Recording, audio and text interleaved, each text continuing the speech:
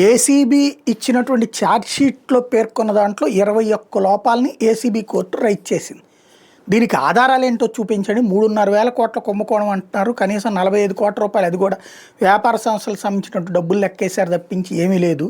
అసలు ఈ డబ్బులు ఏమైనాయి, ఎక్కడున్నాయి, ఎవరి దగ్గర ఉన్నాయి, ఎలా ఉన్నాయి, అట్లాగే వీళ్ళు దాన్ని అక్రమంగా సంపాదించారనడానికి ఆధారాలు ఏంటి అన్నటువంటివన్నీ ఆ కారణంగా కొన్ని అనుమానాలను నేవరెత్తుతూ అడిగినటువంటి ప్రశ్నలు.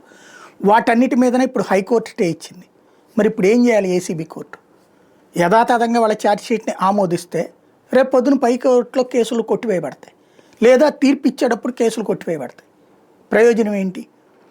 ఆ లోపాలు సరిచేయడం కాకుండా మేము చెప్పిందే మీరు ఛార్జ్షీట్ అనుకోండి, మేము చెప్పినట్టే వినండి అనేటటువంటి ధోరణి ప్రభుత్వాన్ని.